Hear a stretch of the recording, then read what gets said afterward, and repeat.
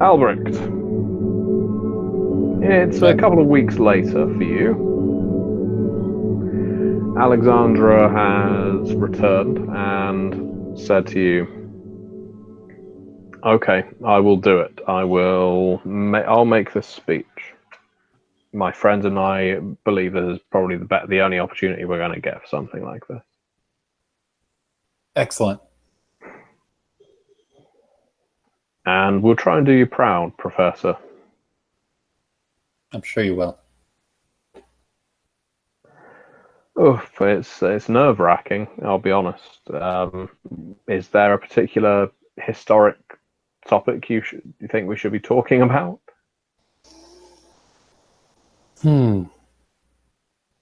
I would choose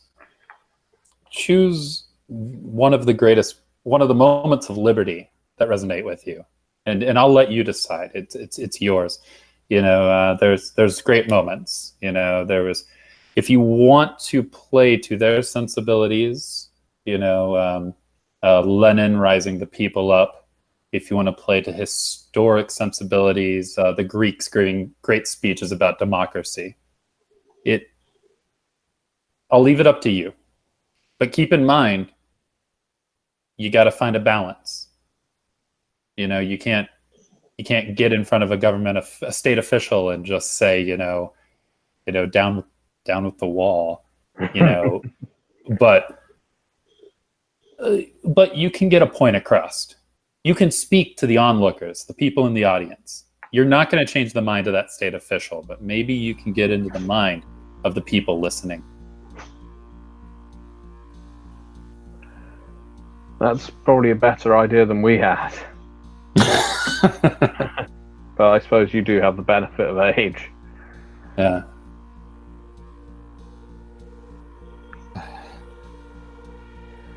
Are you going to attend? Are you going to watch? Yes. I'll be there.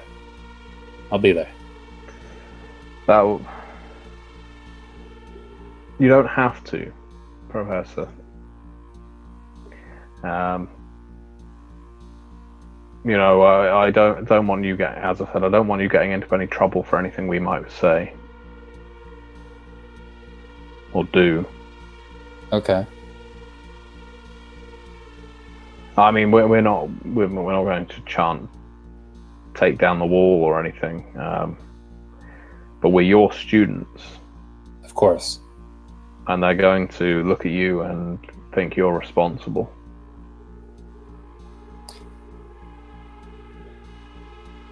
That's a good point. I'll need to think on it.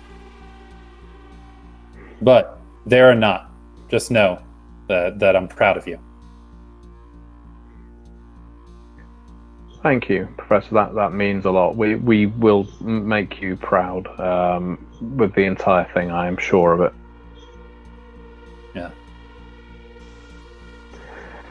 You have, of course, been back in touch by this point with Professor Hohen about the dressing down you gave Alexandra, and you've spoken to Hugo about it as well, I imagine. Of course. And of course, I've been much more transparent with Hugo about how the conversation went. And with Professor Hohen, the way I presented is I made it clear to Alexandra that what she was doing is unacceptable. But I like to follow in the footsteps of the government that guides us. I like to take things and build up their potential. And so, while Alexandra is close to my top, maybe not literally my best student, I have chosen her to represent in the project. I think it will be a great chance for her to prove to all of us that she knows the right direction. Hugo is very supportive. He thinks this is a great idea, and through his limited dealings with Alexandra, he agrees that she would be a good mouthpiece for a little bit of dissent without being too explosive about it. Educated dissent, essentially. What did you tell Barbara then about whether she's displayed any contrition or not? That's what she asked you. Has she? Do you genuinely believe she's learned her lesson? I genuinely believe that she knows that the direction she was going does not have a place. And I genuinely believe she is an intelligent young woman that will see I'm giving her an opportunity to go a direction that does have a place. And I feel she will seize that opportunity.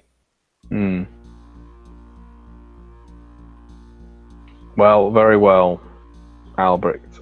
It's your judgment and it's your head. If she turns into some damn anarchist. None of my students have turned into anarchists yet. She gives you another withering smile. I was surprised to see you nominate her. Yeah. But maybe this is the kick she needs. That's my thought.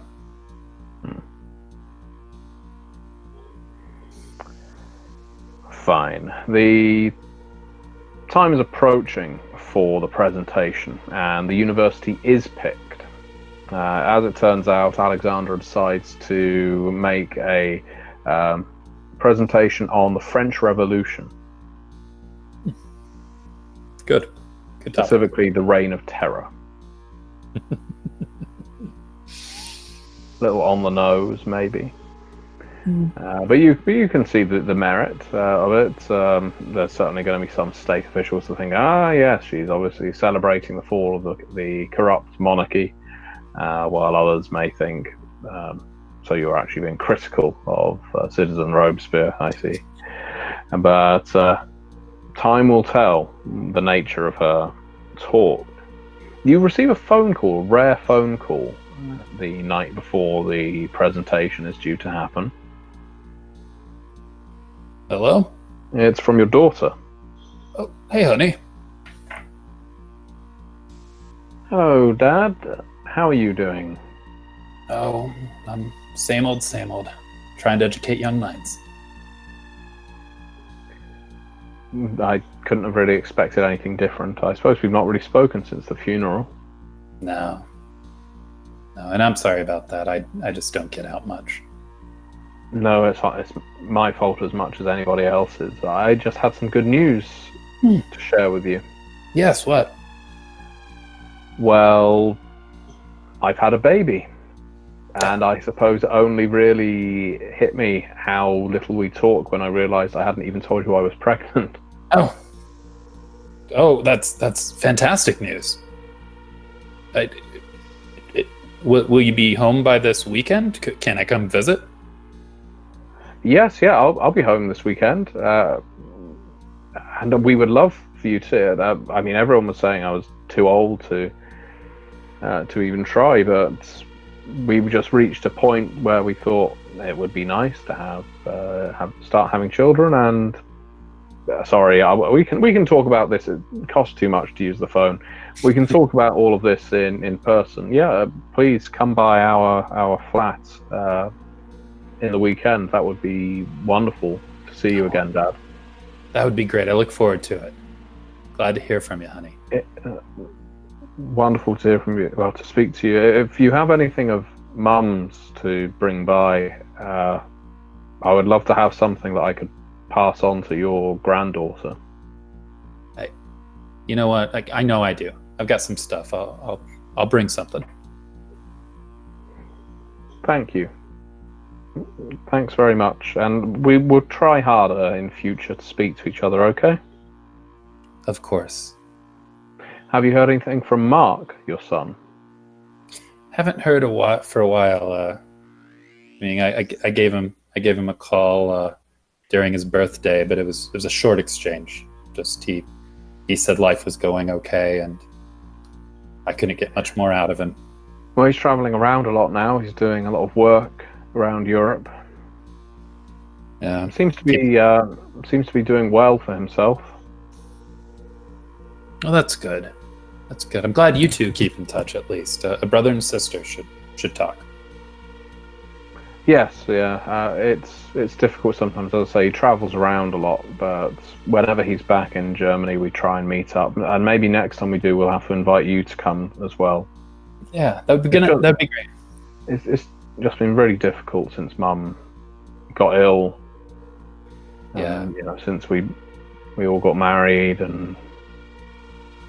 Anyway, yeah. So let's see each other this weekend. We will. Okay. Thank you. Bye. Love you, hun. Bye. Yeah, love you. Bye. And awake and excited, I'll probably go and look through my dead wife's old jewelry box and spend the next hour trying to find the ring or the necklace that I could pass on to my granddaughter. You are awash with memories for a little while as you're looking through all these pieces of jewelry that have meant so much to you over the years. Some of them you don't even remember her buying, but you can associate certain memories with certain jewelry, like the first dance, the first meal, and the earrings she wore on your wedding day, that kind of thing. And so it's a couple of hours that you're sat there with the jewelry box, and then of course the photo albums. Mm-hmm. And so you're lost in memory. Very happy memories. You don't cry very much these days, but sometimes when you think of someone so close to you, like your wife, who's moved on, passed on, it's very stirring. You can get lost in those memories, and sometimes you hate that. Sometimes you hate how that can take control of you, but other times you just want to ease yourself into it and wish you never had to come back to reality from all the remembrances in your head. You think you've found something that might be ideal. A ring, unadorned, simple gold band that your mother had. It was passed down to your wife because her mother died also during the Second World War, just like your father did. And so she didn't have parents to give her away at your wedding. And so your mother gave her some of her own jewelry. And so that means it would have passed down a few generations, and that seems like a nice thing to you. Yeah.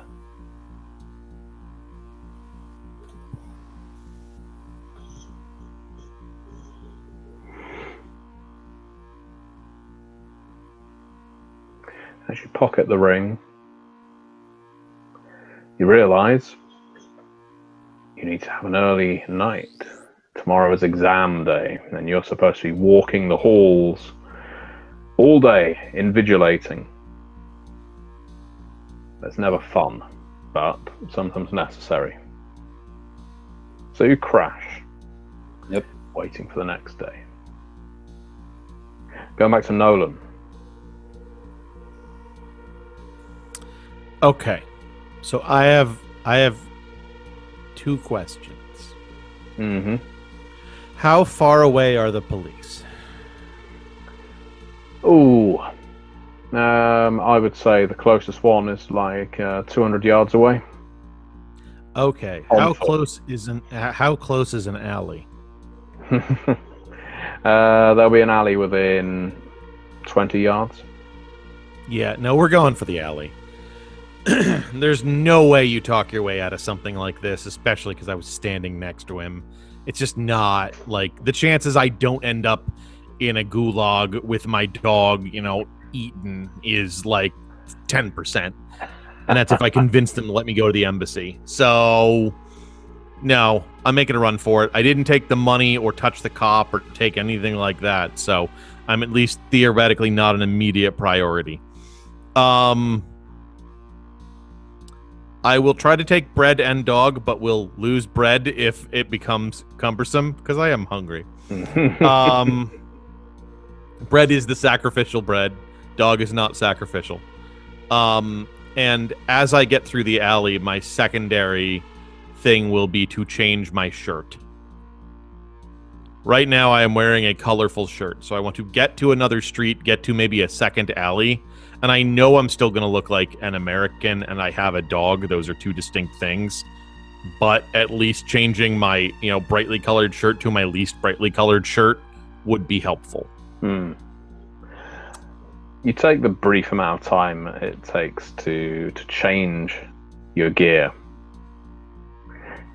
So you're unobtrusive, or rather less obtrusive. Less, yeah.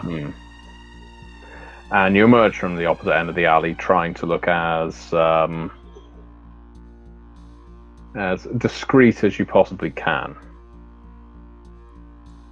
There's no police at this end of the alley. No one seems to be wandering around looking for anybody, at least.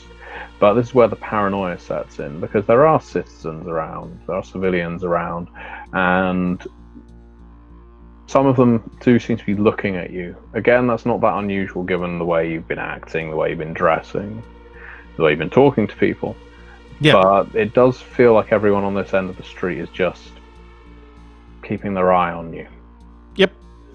And that's why I'm going to be making my way away at a steady clip. Are you heading in the direction of anything in particular, or are you just walking? I am headed in a very generically specific other direction, which is a hostel that isn't the one I was already staying at. You arrive at the doors of the hostel. Still checking over your shoulder occasionally. And it does look like there's a small group of people, not clumped together, but across on the other side of the road, on the same side of the road to you, in a park over there, that are walking in the same direction as you are. As you walk up to the doors of the hostel, they're open. There's a counter. There's a man on the other side of it, just doing some writing. Looks up. Alice Clare, how can I help you? I was just looking for a bed. American? Yes. We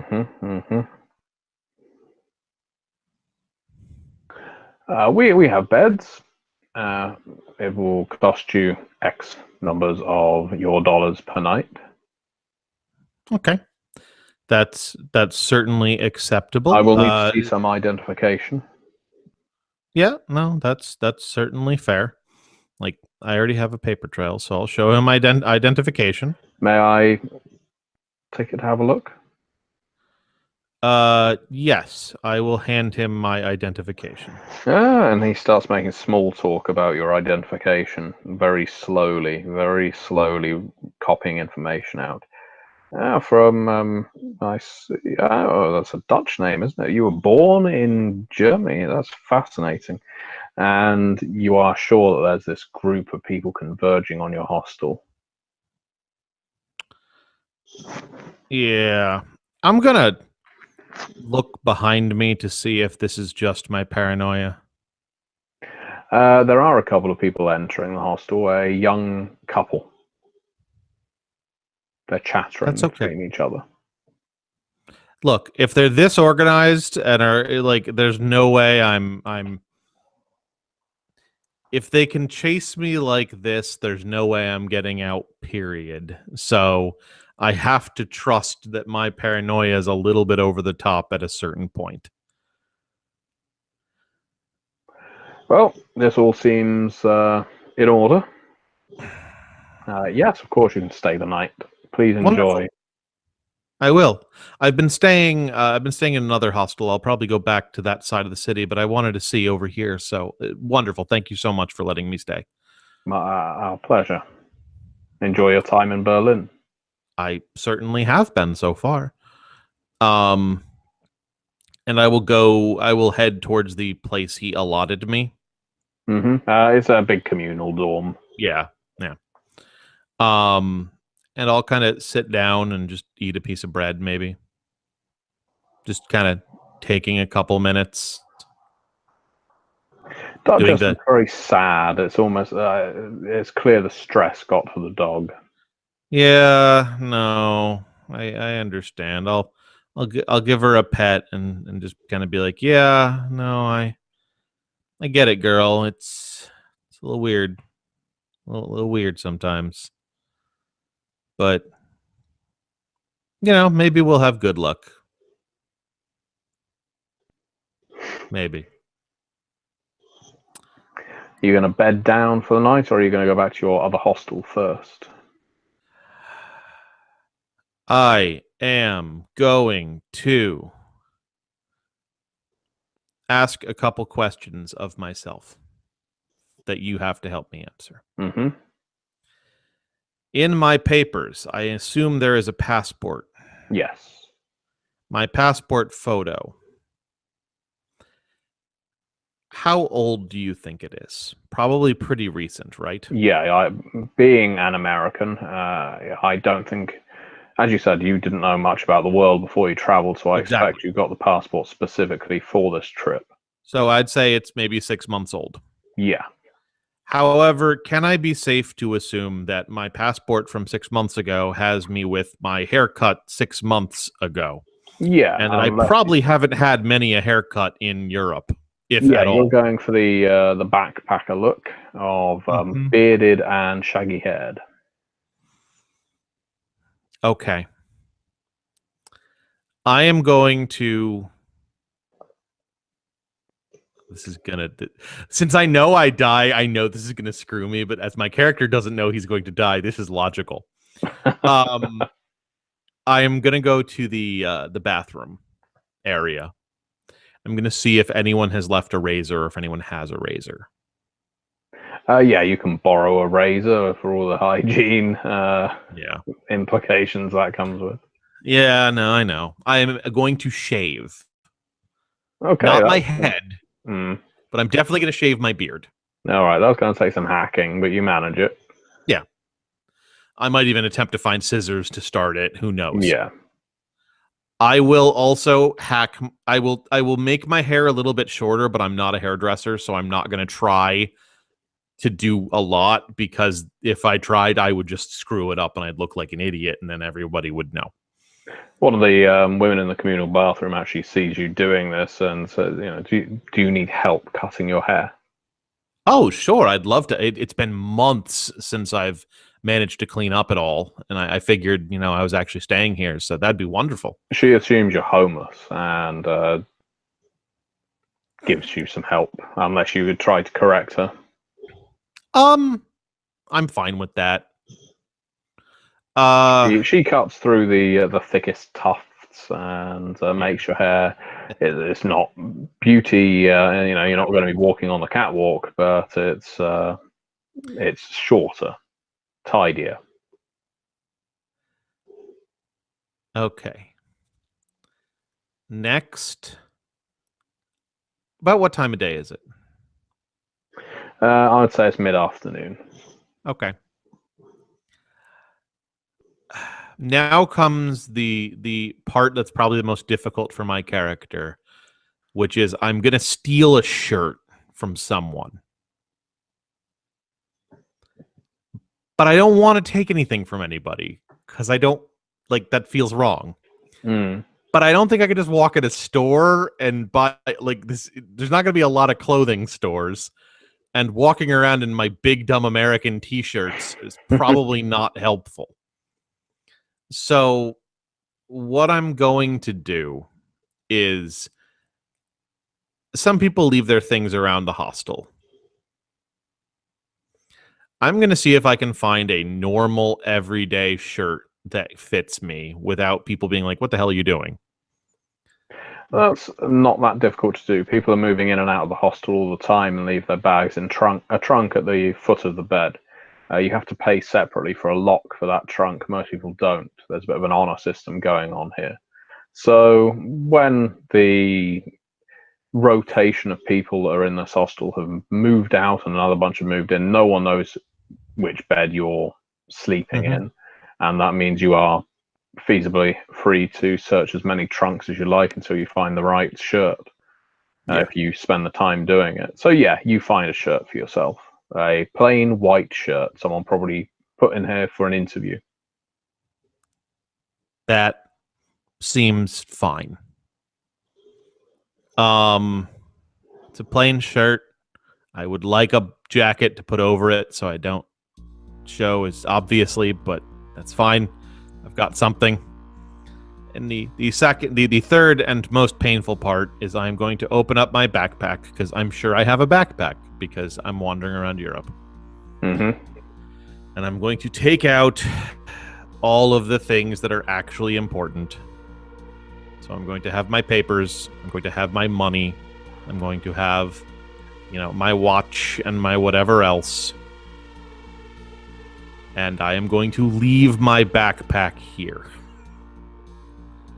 Because what shows tourist anything more than anything else? Wandering around with a backpack. Mm-hmm. People might carry briefcases or duffel bags, but backpacks, that's not really a thing. Now, my goal is to look like everyone else on the street. Other people have dogs here, I assume. Yes. I don't want to... I want to be able to walk down the street with my head staring down and look like every other generic person here. I have the correct skin color, so that's nice. I have a different haircut, that's fine. A dog, that's not that weird. Is there anything I can think of that I'm missing? The German accent. But Yeah, that's so not really something you can fix. Nope, don't talk or pretend I'm mute or I'm screwed anyway. Those are all fine. If I walk outside and find a bunch of police barricades set up, I'm just a college kid. Like, I'm screwed. Like, this is a kid who watched a couple movies thinking maybe he can just manage to exist for a few days without anyone paying attention to him. Well, and the paranoia has got into his head so much that having been at a scene of a crime, he now thinks that he has to completely change his appearance and divest himself of his worldly belongings. Else, he may get thrown into a gulag. So yeah, I think he's definitely watched some movies. I'm not sure he's wrong. Probably not. I mean... I think the immediate assumption of, there's no way they will not think that I am a part of this. I guess I can't just be like, I need to speak to my embassy. I need a lawyer. No, he goes, they're just going to throw me into a hole and I'm never going to come out. Mm-hmm. Which is a little silly. Also might be accurate. Yeah, well, yeah, I would say it probably matches the American tourist way of thinking of the late 80s. If you head over to East Berlin, you jaywalk, that's it, off to the gulag. Yeah, exactly. So as much as I've been trying to divest myself of thinking like that, watching someone get shot, which is new for me, I'm not really a people getting murdered around me kind of guy. Little bit of shock. Well, yeah, you're from rural New York, I think you said, didn't you? Yes. I mean, mid-state, so... Not so many people getting shot then. New York's weird as hell. Like, New York goes from New York City all the way to literal, very stereotypical redneck farmland and everything in between. It's a strange state. But yeah, and then the final piece is I have to wait so the same guy isn't at the front desk when I leave. Right? Because that's important. As you're doing all of this and secreting your bag in one of these trunks and ensuring that you only have the bare essentials on your person, you see the man from the front desk walk into the main dormitory with a police officer. He is saying something to him. The police officer is looking around. You recognize the police officer from the park. Oh, good. The man from the front desk is making a, I don't know, gesture. And the police officer is shaking his head. He looks at you briefly, squints.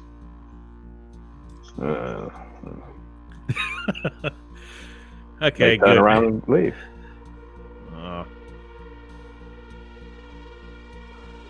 You feel like your cover has been maintained. Well, I'm sure that won't backfire. Oh, is there a curfew currently? Yeah, but not until much later, probably about 10 p.m. Okay. So it's not a dark curfew, it's a 10 p.m. So there is time after dark that people are still out on the streets. Yeah. Okay. That's good. Okay. I am going to, after that point, I'm going to wait maybe a half an hour. Share my bread with some people. Mm-hmm. If anyone's hungry, I got more than I'm going to be carrying with me now. Yeah. Those some very grateful people. Yeah. And I'll probably take a piece of bread for the road, and I'll head out. With my theoretical destination being the No, that's too ballsy.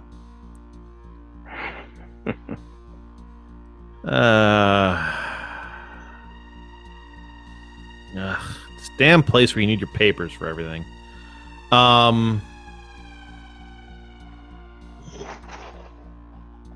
Hey, at least I didn't follow the revolutionary. That's true. You could make it to the American Embassy probably if you took the underground. Only because it would be quicker. If you're trying to go across the surface. Yeah, I couldn't walk.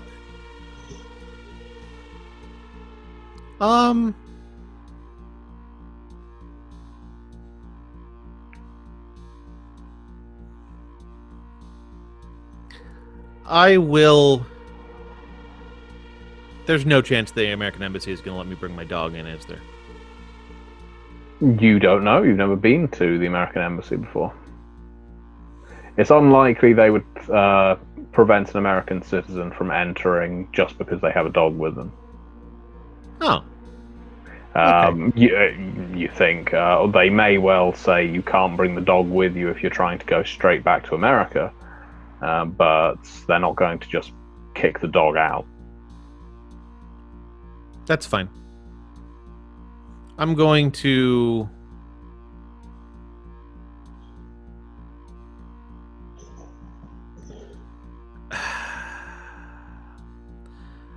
I don't know what I want to do. I'll let you think on that then. Yeah. And we will go back to Albricht. Albricht. Exam day came and went. You went to visit your daughter and your granddaughter, and it was a beautiful moment. Getting to spend the time with your family again. You only realised you'd missed them so much when you got to see them again. And it's time for the speeches. It's a few weeks later. Are you going to attend, or are you going to hear what happened afterwards? Is my friend Hugo planning on attending? Well, we'll have the conversation. I don't know, it's all going to be a bunch of hurrahs for the government, isn't it? But at the same time, I'm sending one of my best students, so for moral support might be probably a nice thing to do, isn't it? The best thing to do. You don't want the students to feel abandoned. No. What are you thinking? Well, Alexandra said something that has been making me think for a while now. Alexandra suggested I don't come. Oh. And so, why? She said she didn't want me getting in trouble. So you think she's going to say something a little radical, maybe?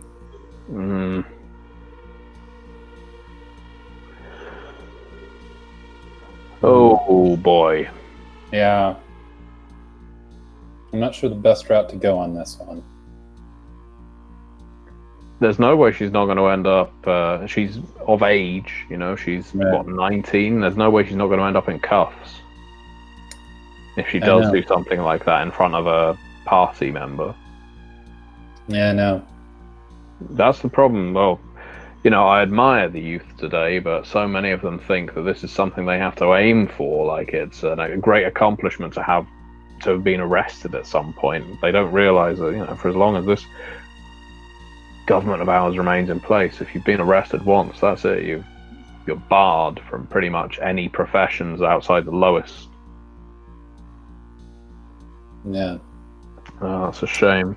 I mean, I admire it, but so yeah, I understand why she wouldn't want you there. But at the same time, Albricht, if you think you're going to get in trouble, you're going to get in trouble, whether you're there or not. You're her educator. It's true. Best to be there for, you know, show her some support for her defiance. And if it all goes belly up, well, you don't have to do this. But if it all goes belly up, you've got tenure. You've been here for decades. You've been serving East Berlin for decades. So, say you got drunk and you put some of these thoughts in her head. Let her get away with whatever she's saying. They're not going to lock an old man up. No offense. They'll make you retire, but they won't lock you up. You know, I think I am going to go to it. I think we're on the same page here, Hugo. I'll go there too. You give her moral support, I'll give you moral support. I'll be right behind you, patting you on the back. And then when the Stasi come along to arrest you, I'll be behind you with my hands underneath my legs. Of course. I'll remember you to everyone else. No, I'm only joking. They're not going to arrest someone like you. I'm sure of it. They've done a lot of terrible things, but man in his 70s who's worked for all his life. I mean, you know, worked all his life for the state. You've not got a black mark on your record? No. They wouldn't do that. But if things do go bad and I do have to retire, you know what? My daughter just had a baby girl. So this might be a good time. A good time to focus on me and the family. Yeah, you get to spend a little more time with the family. I think that's a fantastic idea. Well, we'll go down swinging then, Albricht. Might as well.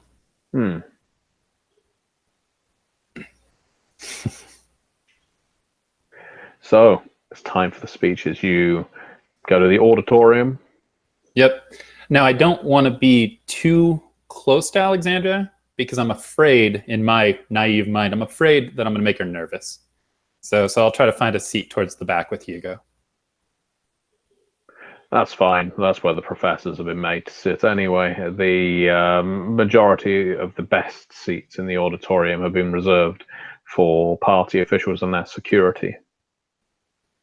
Of course. There's some parents in attendance as well, proud parents, a few other students watching too. You see the Minister of Education coming in with his entourage. You would recognize him. The number of times his face is plastered on leaflets that pass around the university. And of course, he's the person that signed off all these textbooks, the worst textbooks you've ever seen, with actual redaction throughout the previous textbooks, which were pretty bad. So lines are quite literally crossed out in black and then passed out to students under this guy's watch. It can't really get much worse. You see him, he waves at a few people. Pudgy-faced man, bald on top. He takes his seat, his security around him. There's the old censor meister. Yeah. If I was a younger man, Hugo. If I was a younger man. Two of us together, we could take him. But let's not. Let's not. That's that. Maybe if we catch him in a bar later. Maybe. We can spit in his drink. And yeah, then the students walk in. You see Alexandra. She hasn't seen you.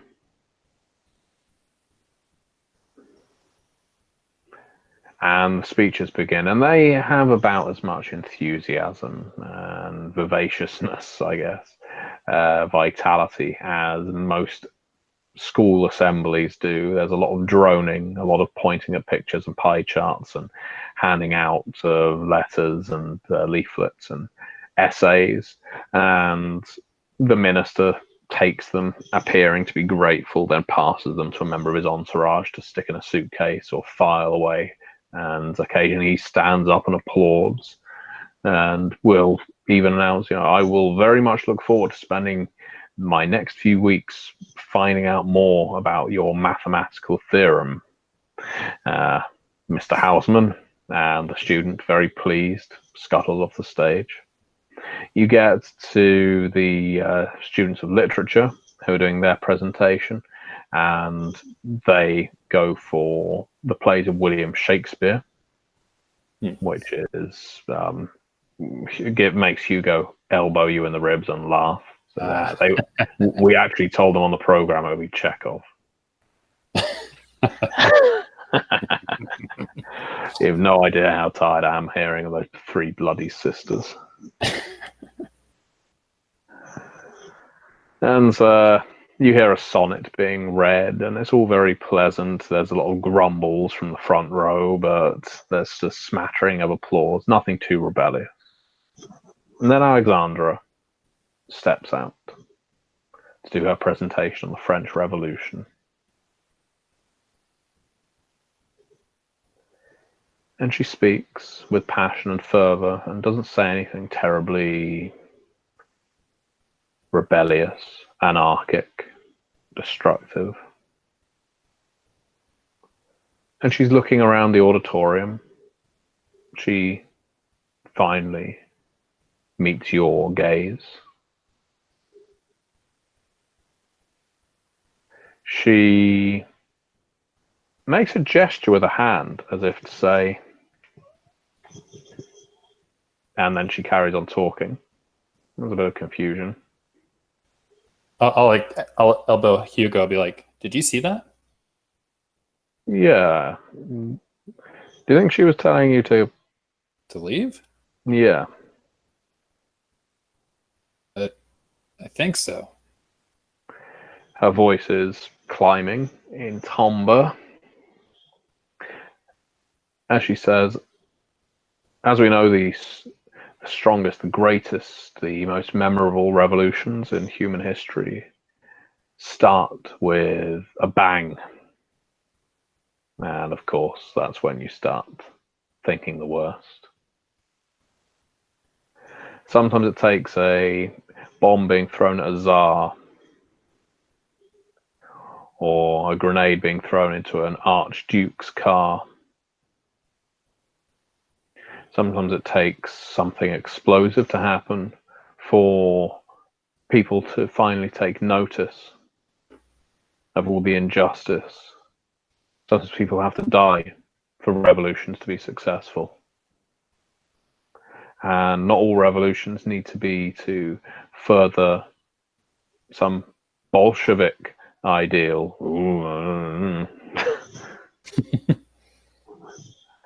One of the security from the entourage stands up. I think I know where this is going. but I'm also sort of proud of her. And I'll lean to Hugo and I'll be like, Hugo, you might want to leave. Okay, Albricht. I want to see this through, but I don't. I'm kind of nervous, and I don't want a good soul like you to get caught in the crossfire of what my students cooked up. Okay, Albricht. I'll get going then. I'll see you later, maybe.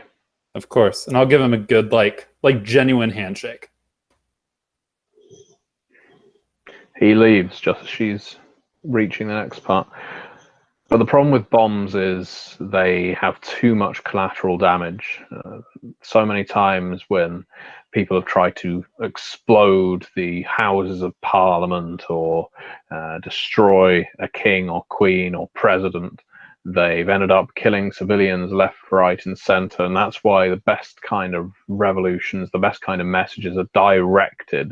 And it's at that point that there is a series of cracks of explosion, but they're very localized, and they are localized under the front row seats of the auditorium. It's very small, like pops, almost loud pops that make ears ring, but the effect of them is obvious to see.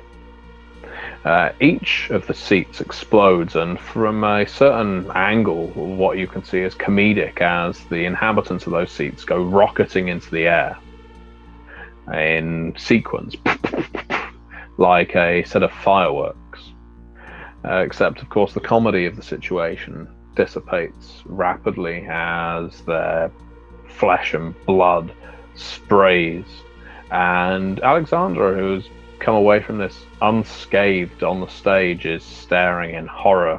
Maybe what she was anticipating would be a punchy but perhaps not as gory demonstration of rebellion takes place right in front of her eyes. The auditorium fills with screams as people make their way up to the doors.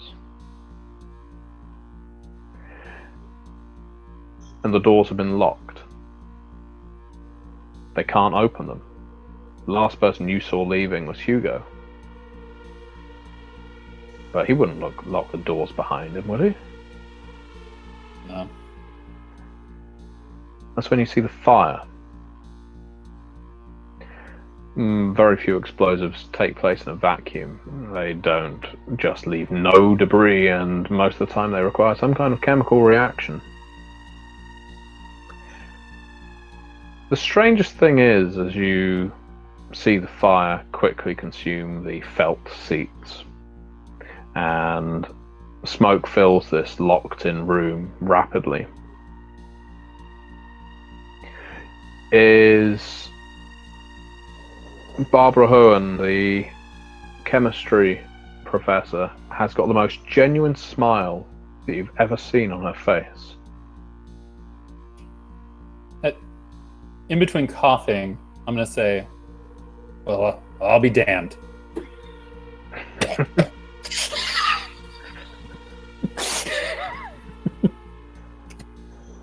Your death isn't a rapid one, like some of the others we've experienced in these prologues. Certainly it takes place within the course of about an hour.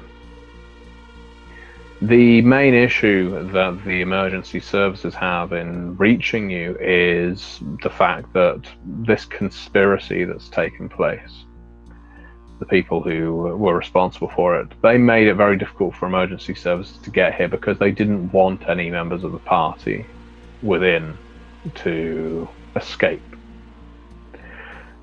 And so a lot of people choke to death on the fumes. Some get caught in the fire, but most people just choke on the smoke and either pass out by the time rescue arrives or have fallen unconscious and couldn't recover. In the case of Albricht Lane, your death, you could say your heart's, your brain's death, I should say, occurs within that hour. But it doesn't kill you immediately. You're kept on machines for a good 6 months after. Your family, your daughter, your son, keep you alive in the vain hope that you might recover consciousness. But you remain locked in to a coma. The fumes did too much damage to your brain. And eventually they make the decision to switch the machine off, stop the respirator, allow you to breathe on your own. And you do for a little while, but it is only for a little while, and you never regain consciousness. Throughout that entire period, you experienced flashes of memory and nothing significant, no continuous train of thought. And so when your heart finally stops, it almost comes as a relief. But then, of course, you come back, as you will in the next session. Is that satisfactory to you, David? Absolutely. Now back to Nolan. Mm-hmm. I'm going to be jumping forward a little for Nolan, if that's all right, unless there is something you think Nolan is going to want to have done. No, I think Nolan is in a little bit of a I don't know what the hell to do. I've followed all of what I'm supposed to do from the spy movies, but now I'm just in East Berlin with my dog. Mm. And I guess the goal is probably to leave East Berlin, but in the most unobtrusive way possible. And, there's a lot of other people who've been trying to do that too, and a lot of them have problems with that, weirdly enough. It's something you have difficulty with when you do approach the American embassy. You enter the embassy, they greet you as an American citizen. The American embassy is perhaps, maybe has an unfair reputation for being somewhat corrupt. Mm-hmm. In East Berlin, obviously all embassies should be above reproach, but certainly problematic individuals sometimes have a way of being disappeared before they make it back to the West. Yeah. But this is your best hope, quite frankly, short of making your way to Poland and maybe further north and going to Finland, or doing what you initially planned, which was to go all the way down to Turkey and make your way back from there. Yep. So you make your way into the embassy, they take a look at your papers. Do you explain your situation to them in full? How trustworthy does the person I'm talking to seem? It seems perfectly above board. She has a good old-fashioned Texan accent. I explain the situation in that I saw what I assume would be some sort of revolutionary man shoot a police officer, and I was close enough nearby that I'm worried that they might think I had something to do with it, so I came here. I see. Well, that's obviously quite difficult, quite a difficult thing for us to deal with, she says. But have you spoken to the police? Other than the constant speaking to the police in general that I have to do just wandering around, since they talk to me 2 or 3 times a day just because I'm out there, no. Now, the issue we will have, Mr. Van Cise, is, unless you don't mind me calling you Nolan. Oh, no, you can, please, call me Nolan. Well, the difficulty we'll have, Nolan, is currently, if what you're saying is completely accurate, and we've no reason to doubt that it isn't, is it's quite possible the police are currently looking for an American agent or terrorist or what have you, Yes. And that will remain open on their books until they have found someone or they have had an interview with you to clear the matter up. That will in turn make life very difficult for us. Obviously, this has all happened in the last 24 hours. It hasn't reached any newspapers yet, but it's quite possible that in tomorrow morning's paper, we could see something about an American shooting a police officer. Now, we know you didn't do it. But if there were witnesses that know that you are an American, that you were there, let's say the staff of this bakery, especially if the Stasi have taken these bakers and interrogated them, and they said that there was an American there, things could be shaped to fit their narrative. Yes. Now, you have to excuse my candor on this situation. It's a fairly major situation. There wasn't really a good way of dealing with this, because if you had stayed where you were, you may have disappeared and we would have never seen you again. It's one of the risks of coming to East Berlin, why we don't really advise tourists do so. That's a very nice dog you have there, by the way. Oh, yes. She's quite wonderful. However, coming to us as well puts us in a bit of a bind. Because the police aren't going to want to interview you on the American embassy property. They have no jurisdiction here. And we aren't going to be releasing one of our lawyers, I suppose, or solicitors, to accompany you to a police station. It's too high risk. Yeah, that's fair. So the best thing we can do right now is try and arrange your emergency evacuation from East Berlin and have you stay on the embassy property while we arrange that for you. But as I say, this may well trigger an international incident. I don't think that's particularly worth triggering an international incident. No, I would say not. I think that the best thing for all of us, all concerned, would probably be for me to check with my boss. Would you mind waiting?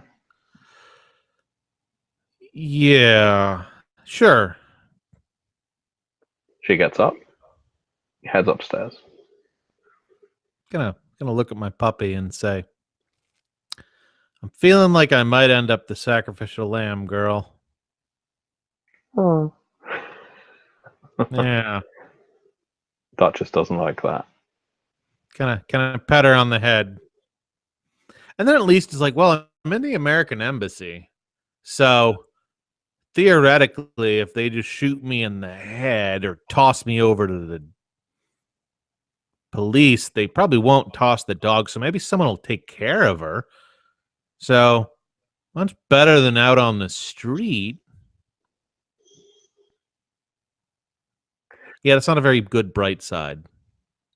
An old man in a grey suit walks in. You've not seen him before. He holds the door open behind him. Yeah. And a tall man with a big mustache walks in as well. It's the person you saw in the bakery. Ah. Without addressing you, he looks to the big man. He says, "Is this the man that was in the bakery with you?" He says, "Yeah."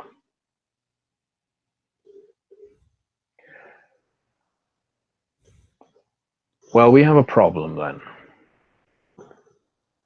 Mr. Van Syce, I believe. Yes. It is not too rich a statement to say that we work for the intelligence services, joint intelligence services, and you have unfortunately fallen witness to an incident. An exchange gone wrong. Yes, and now while we could have tried to muddy this, make it look like a burglary gone wrong, the fact that one of the witnesses in the bakery has apparently said, according to our informants within the Stasi, that you opened the box to see what was within. It does imply a certain amount of knowledge of what happened. I was just suspicious. I feel like I would have taken the box, though. Well, as I say, we have an issue here, because we're not going to be recruiting you for the intelligence services, if that was your plan, Mr. Van Sice. No, I have a degree in electrical engineering. Unless you need that, I don't really think I would be incredibly useful to you. What your degree is in is ultimately immaterial at this point. What we need you to do is catch a train. A train out of here, or a train somewhere in here? We need you to catch a train within Berlin to a safe house. Okay. And we will make contact with you there. There will be eyes in this embassy who are looking for you right now, just as they're looking for my friend here. And we need both of you in safe locations now that this operation has gone badly. Does that make sense to you? It does. You are not allowed to leave that safe house. We will provide you with everything you need. Absolutely. Is that clear? That is quite clear. If you do leave the safe house and you get captured, then while we can say that we expect you to say nothing, we imagine they will extract everything from you. So that is why you are not going to be given our names, any information regarding this operation, or indeed any help. If you get captured, you are on your own. Which is why you will remain in the safe house. Yes. And you may be asking why we don't just drive you to the safe house via chauffeur. More too obvious? Exactly.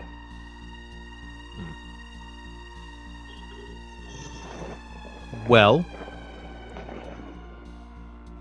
can I talk to the woman that I talked to quickly before I go? I'm afraid not. She is now occupied with another matter.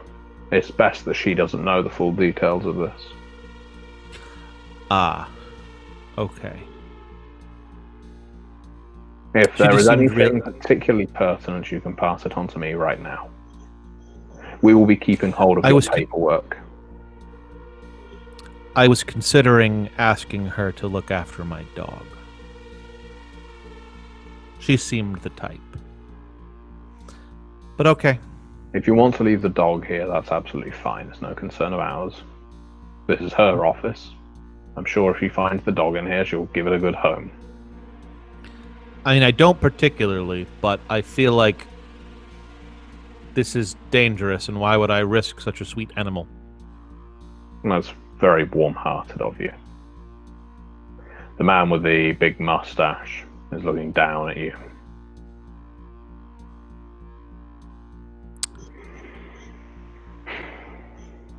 Well, time is of the essence, Mr. Van Sice. Yes. I'm gonna kind of look over at Duchess and look back at the lady's the lady's nameplate who I was in, and kind of mentally do the when I figure out how, I'm gonna come back here, but I can't put this dog in this much danger. So I'll memorize the lady's name and be like, this damn wall better fall sometime soon so I can get my dog back. And I'll pet Duchess and say, okay, Duchess, you've got to stay here for the nice lady.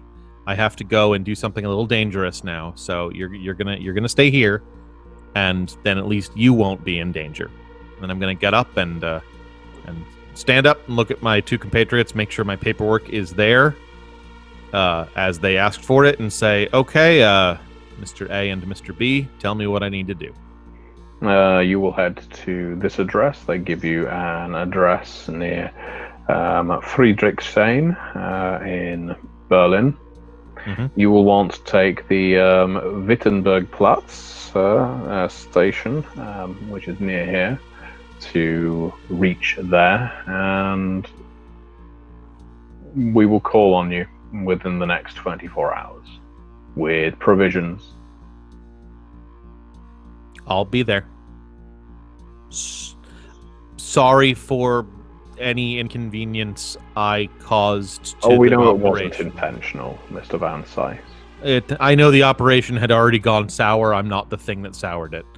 But I have complicated it at the very least. No, well, sometimes our agents can get a little trigger happy. He passes a glance over to the mustached man, but at the same time, their police can be trigger happy too. I'm sure with the amount of times they have pulled me aside just for no reason. I'm sure. Okay, thank you very much, sir. And sir, I don't know who you are and won't be able to tell anyone, even if they really try to get me to tell them. So that works out for the better. When you leave the embassy, are you going to follow their instructions? Yes, I am. Honestly, I just left the more important part of, like, I left the dog behind, I left my papers behind. I am throwing my fate to the wind that a couple people care, because I've been dropped into a situation that I feel like I cannot control at all. You can tell as you leave the US Embassy, the local police make no secret about the fact that they take photos of everyone going in and out of the embassy. Yeah. And so you know someone is taking photos of you, that there's people watching you as you go by. Yeah. I mean, that's just what's going to happen. You make your way to the local underground station. I'll get on the train that they suggested. As you walk down to the platform, it's looking pretty empty. I guess it's still quite late. Okay. And yep, the train's approaching. And you get shoved in front of it. Yeah. Ooh, do I get to see who did it? No. But the thought does cross your mind as you are rapidly pancaked by a fast-moving locomotive. Mm-hmm. That it's a fantastic way of tying up a loose end. And at the same time, there's, I guess, a couple of different parties on the east and west side who may just want you dead for nothing more than being in the wrong place at the wrong time. And your death is rapid as far as deaths go. Maybe even more so than Gunther's by a bullet to the head. When you are hit by the train, your body is demolished and your consciousness is fleetingly destroyed. It's a quick one. Mm-hmm.